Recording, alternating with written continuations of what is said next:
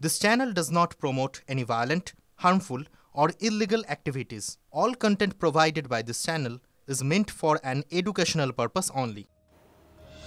বেপরোয়া ঢাকা যুদ্ধজিগের মাঝেই এবার সীমান্তে সরাসরি সংঘাতে বজার গাছ বাংলাদেশ।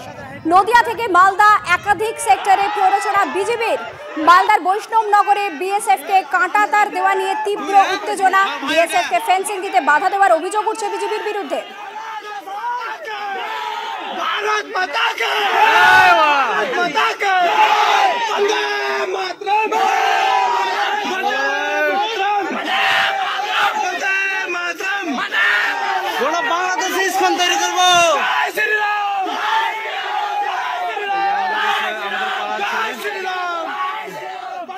এদিকে এই ঘটনায় বিএসএফ এর ডিআইজি দক্ষিণ ফ্রন্টিয়ার কি বলছেন আপনাদের শোনাবো। मालदा में ऐसा कुछ नहीं है, वह हमारे फेंस का काम प्रगति पे है, जिस पे हमारे काउंटर पार्ट ने आपत्ति जताई थी, जिसकी आपत्तियों का जवाब दे दिया गया है। कार्य प्रगति पे सब कुछ शांति के साथ है, वहाँ पे कोई ऐसी बात नहीं है।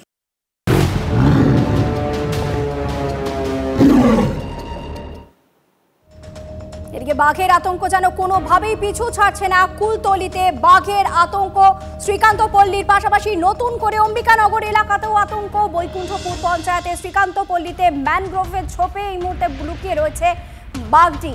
সেখানে দিনভর জাল খাটানোর পর গতকাল রাত প্রহারার ব্যবস্থা করা হয় বন দফতরের তরফে, কিন্তু মঙ্গলবার সকালে দেখা যায় বাঘটি আজমলমারির জঙ্গলে ফেরত না গিয়ে আবার বন দফতরের খাটানো জাল টপকে বেরিয়ে গিয়ে ঘাঁটি গেড়েছে শ্রীকান্তপল্লীর পাশের অম্বিকানগর।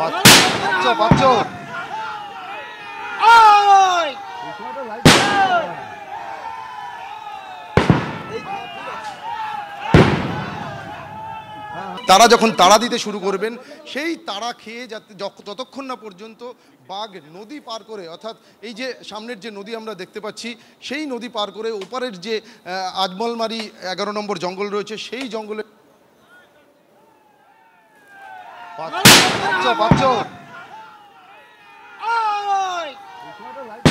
আপনারা এক্সক্লুসিভলি সেই ছবি দেখতে পাচ্ছেন। বন দফতরের কর্মীরা ফেন্সিং দিয়েছেন, ফেন্সিং দিয়ে পুরো এলাকাটা ঘিরে দেওয়া হয়েছে এবং তারা চাইছেন যে কোনো প্রকারে রাত নামার আগে অর্থাৎ সন্ধ্যে নামার আগে এই বাঘটিকে ম্যানগ্রোভের জঙ্গল থেকে বের করে যে জঙ্গল থেকে সে বেরিয়েছিল সেখানে যাতে তাকে ফিরিয়ে দেওয়া হয়।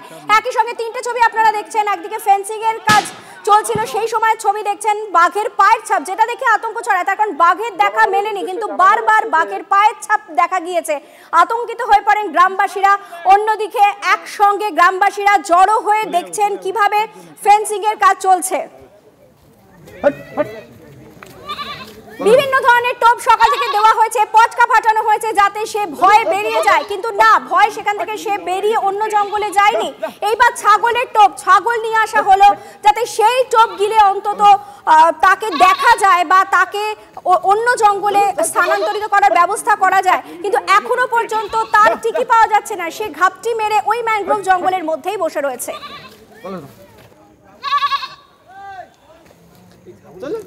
কুলতলিতে ফের বাঘের আতঙ্ক। রবিবার সকাল থেকেই রীতিমতো সিটিয়ে রয়েছেন মইপিন কোস্টাল থানার অন্তর্গত বৈকুণ্ঠপুর এলাকার গ্রামের বাসিন্দারা, এবং আজকে সকাল থেকে আমরা যেটা দেখলাম যে দক্ষিণ বৈকুণ্ঠপুর থেকে সেই বাঘ চলে এসছে উত্তর বৈকুণ্ঠপুরে।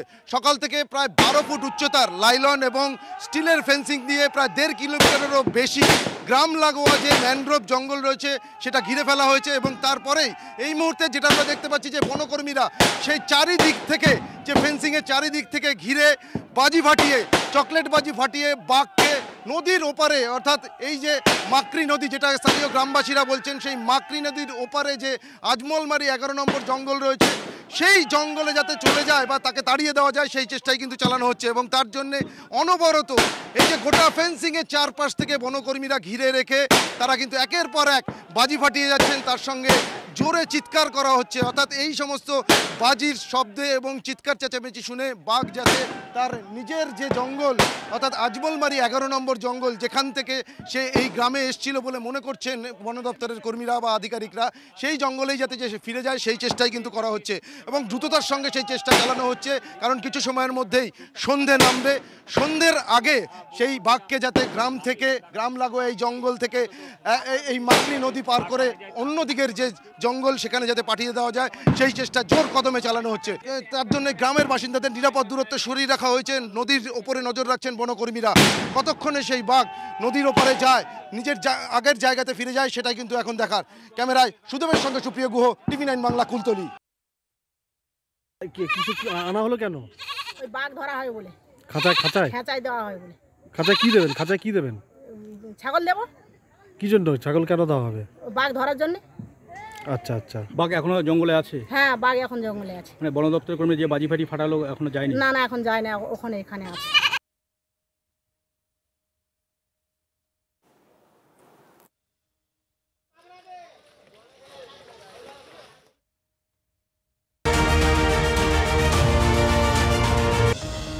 আজও সুপ্রিম কোর্টে হলো না ডিএ মামলার শুনানি। পরবর্তী শুনানি মার্চ মাসে বলে জানা যাচ্ছে। একটা মামলা 2 বছর ধরে শুনানি হয় না, 13 বার ধরে, শুধু 500 বার হয়ে যায়, তারপরেও কি করে বলতে পারেন এটা তাদেরই কথা যে জাস্টিস দেওয়ার বিন্দুমাত্র ইচ্ছা আছে? এই শত শত প্রশ্নের মাঝখানে আমরা যেটা সিদ্ধান্ত নিয়েছি সংগ্রামী যৌথ মঞ্চ, এই মামলায় কিন্তু এখন আমরা পার্টি নই। আমরা সিদ্ধান্ত নিয়েছি যে এই মাসের শেষ দিক করে আমরা এই মামলাতে যুক্ত হওয়ার জন্য একটা অ্যাপ্লিকেশন করছি, এবং এই মামলা যাতে খুব দ্রুত শুনানির ব্যবস্থা করা যায় তার জন্য যা কিছু করার, যে আইনজীবীদেরকে প্রয়োজন, সংগ্রামী যৌথ মঞ্চের পক্ষ থেকে করা হবে। ক্ষোভের মুখে বিষ্ণুপুরের বিজেপি সাংসদ। আন্ডারপাসের দাবিতে বিষ্ণুপুর স্টেশনে আন্দোলনকারীদের সঙ্গে কথা বলতে যেতে বিক্ষোভের মুখে পড়েন স্থানীয় সাংসদ। 20 জন লোক দিয়ে আমাকে ভয় দেখাবেন না, পাল্টা হুঙ্কার দেন সৌমিত্র খাঁ। বিক্ষোভ দিলাম, বাচ্চারা যেতে পারছে না, আমি নিজে এলাম। কোথায় বিক্ষোভ? আমি রেল স্টেশন আমার থাকার কথা, আমি তো নিজে এলাম। আপনাকে বলতেও শোনা গেল 4টে লোক দিয়ে। আমি আবার বলবো, 2-4টে ছেলে থাকে না, আমার মধ্যে 2টো ছেলে, ওদের মধ্যে 2টো ছেলে, ঠুসি হয়, বলতে পারেন 2জনকে ধমকাতে হবে।